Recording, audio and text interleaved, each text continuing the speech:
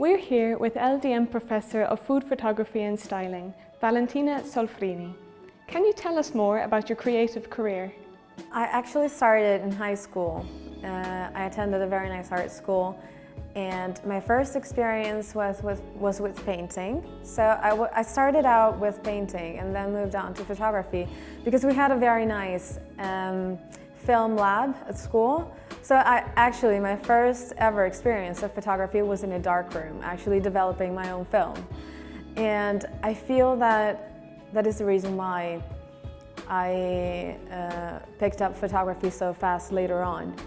I transitioned to photography about 7 years ago now, and I've been doing that professionally for about 5. Why is it so important for you to talk about Italian food and culture?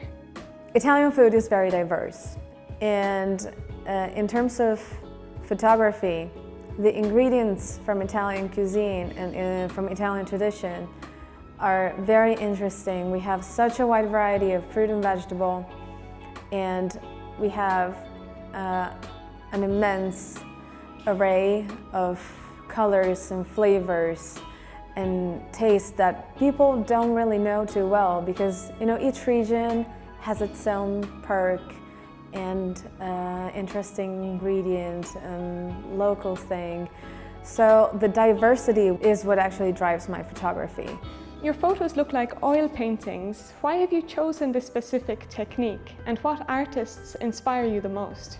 With digital photography, I decided that I would do exactly the same, but instead of painting with colors, I would paint with light. And it sounds a little far-fetched, but it's actually what happens in photography. But instead of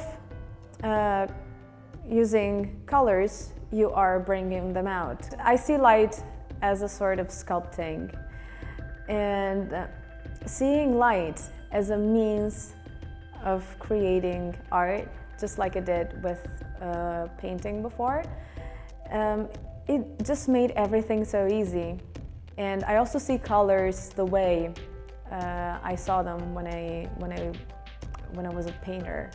Actually, I draw a lot of inspiration from the world of art, just because I like the symbolism of the figures, of the images, and nothing really, especially in Dutch art and art from the Renaissance, nothing is casual. Everything is a symbol, everything has a meaning. And I love how a still life of fruits and vegetables can enclose worlds within worlds. Like when you have a fruit that's open, and a fruit that's ripe, and a fruit that's rotting, and another one that's unripe yet, and you have a whole cycle of nature within one picture, where it's called still life, but it's actually telling a whole story if you do it well. What do you try to convey to your students, and what is the main takeaway from your course? I mostly want to fascinate them about all the little details in life that you hardly ever notice, and that are so important in food photography and still life photography in general. A detail will make all the difference, and it's an art where you need to be aware of the big picture, but you also need to be very, very aware of the details, because that's what makes or breaks a photo. And it's cool how after starting this craft, I started noticing, you go to the market and you see an apple that has some little spots, or some citrus with the leaves on, or the color of everything. It's like your senses are heightened by this attention that you have for everything, but not in a stressful way, just in a very beautiful, natural way. And that's one of the things that I love most about my job, and that's what I really hope students will take away.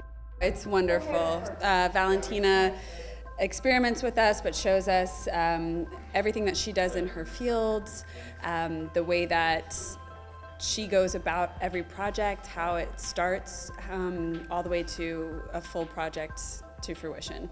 Honestly, she's taught us a lot, and she has a lot of experience, so we're able to not only learn how to take a picture of the food, but the right way to style it, and just a lot about the Italian culture itself. And just, yeah, she's awesome. Everyone can take a picture. But seeing the beauty of your subject, whatever that is, I feel that that's what makes a great photo.